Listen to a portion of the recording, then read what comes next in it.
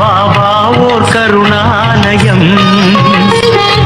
பாதம்தான் கமலாலயம். பாபா ஓர் கருணாலயம், பாதம்தான் கமலாலயம். சாயப்பா உறவுகள் அனைவருக்கும் வணக்கம். சாயப்பா மேல் நம்பிக்கை வைத்து அவரை நினைத்துக் கொண்டிருக்கும் உங்கள் அனைவரின் வேண்டுதலையும் சாயப்பா நிறைவேற்றுவார். நல்லதையே நினைப்போம், நல்லதே நடக்கும். என்றும் சாயப்பாவின் அருள் உங்களுக்கு இருக்கும். நம் மனதிற்கு இதமான சாயப்பாவின் இன்றைய அருள்மொழியை கேட்போமா? அன்பு குழந்தையே, உனக்கு ஒரு சந்தோஷமான செய்தி. அப்பா எப்போது என் கஷ்டங்கள் தீரும் என்று என்னை அடிக்கடி கேட்டுக்கொண்டு இருந்தாய் அல்லவா? அந்த நாளும் வந்துவிட்டது செல்லமே. இனி நீ மகிழ்ச்சியாக வாழப்போகிறாய்.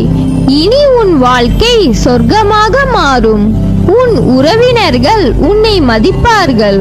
உன் குழந்தைகள் சிறந்து விளங்கி உனக்கு பெயரும் புகழும் பெற்று தருவார்கள். இத்தனை நாள் பட்ட கஷ்டங்களுக்கு மருந்தாக இனி வரும் காலம் உனக்கு சந்தோஷத்தை தரும். பணம், வீடு, வாகனம் என நீ சீரும் சிறப்புமாக வாழப்போகிற நேரம் வந்துவிட்டது. எவ்வளவு சொத்து சேர்ந்தாலும் ஒன்றை மறந்து விடாதே. யாரையும் ஏளனமாக பார்க்கும் குணத்தை மட்டும் வைத்துக் கொள்ளாதே. இனியும் எப்போது உன் கஷ்டம் தீரும் என்று அழுது புலம்பாமல் மகிழ்ச்சியாக இரு. உனக்கான அனைத்தும் உனக்கு விரைவில் கிடைக்கும். உனக்கு கிடைக்கும் விஷயமானது என்னுடைய முழுமையான அருளால் ஆசிர்வதிப்பேன். நீ வாழ்க்கையில் ஜெயிப்பாய். உனக்கான சந்தோஷம் உன்னை தேடி வரும். உனக்கான நிம்மதி என்னை நினைக்கும் போது உனக்குள் சிலிர்த்த உணர்வை ஏற்படுத்தும். அது நீ என் மேல் கொண்ட உண்மையான அன்பின் வெளிப்பாடு. உன்னை என் உயிராய் காப்பேன். உனக்கு ஒரு விஷயத்தை சொல்கிறேன், கேள். நான் உன்னுடன் எப்போதும் இருக்கிறேன். அதனால் நீ கவலை இல்லாமல் இரு. எந்த ஒரு ஆபத்தில் இருந்தும் நீ முற்றிலும் காப்பாற்றப்படுவாய் என்பதில் உனக்கு எந்தவித சந்தேகமும் வேண்டாம். ஒவ்வொரு வினாடியும் நான் உன்னுடன் இருக்கிறேன். தேவையில்லாமல் வருத்திக் கொள்ளாதே. நீ உன் வாழ்க்கையில் தத்தளித்துக் கொண்டிருக்கிறாய் என்பதை நான் அறிவேன். உன்னை என் கரம் கொண்டு இறுக பிடித்து காப்பாற்றிக் கொண்டிருக்கிறேன். இன்னும் சில நாட்களில் அனைத்தும் மாறும். உனது எண்ணங்கள் அனைத்தும் நிறைவேறப் போகிறது. எல்லாம் தவறாக நடக்கிறதே, என்ன செய்வது என்று நினைக்காதே. நிதானமாக யோசித்து செயல்படு. அவசரப்படாமல் பொறுமையாக இரு. உன்னை விட்டு யார் விலகினாலும் அதையே நினைத்து கவலைப்படாதே. எல்லாம் நன்மைக்கே என்று எடுத்துக்கொள். யார் உன்னை வெறுத்தார்களோ, யார் உன்னை உதாசீனப்படுத்தினார்களோ, யார் உன் நம்பிக்கையை கெடுத்தார்களோ அவர்கள் முன் நீ வளர்ச்சி அடைந்து உன் வாழ்வில் வெற்றி பெற போகிறாய்.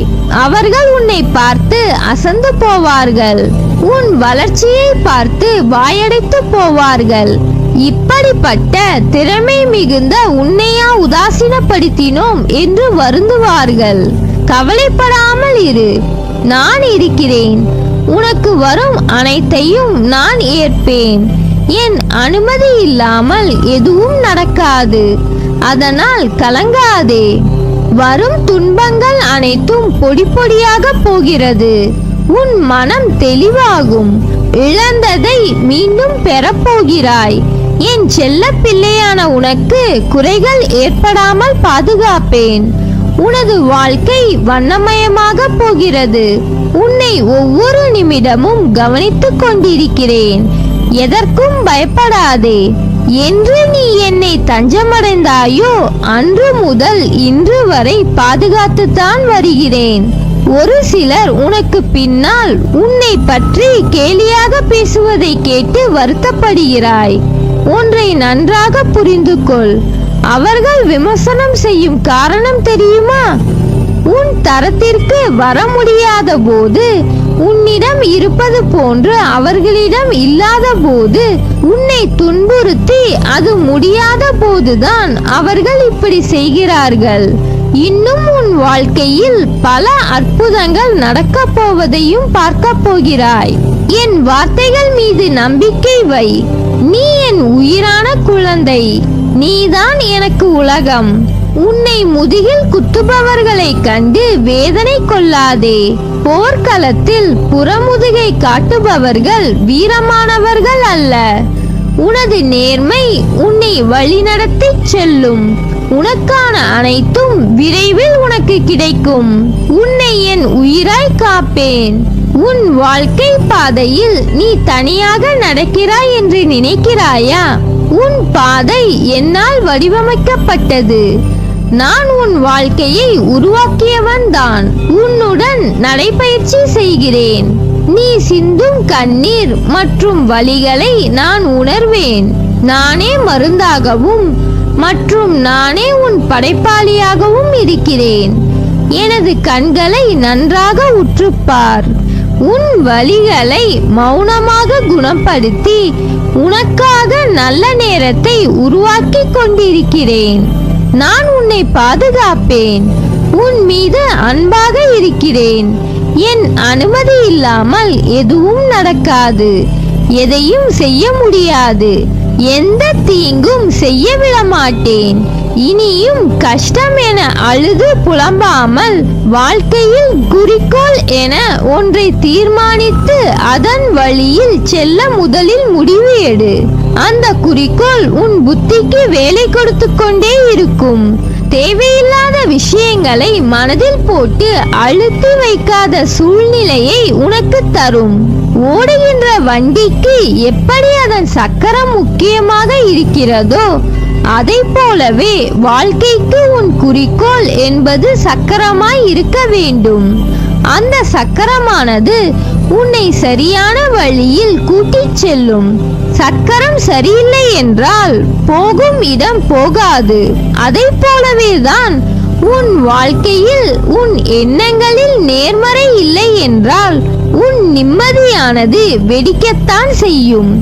ஓடும் சக்கரத்தை சரியாக கொண்டு போக உன் எண்ணத்தை உன் புத்தியின் மேற்பார்வையில் எடுத்துக்கொள்.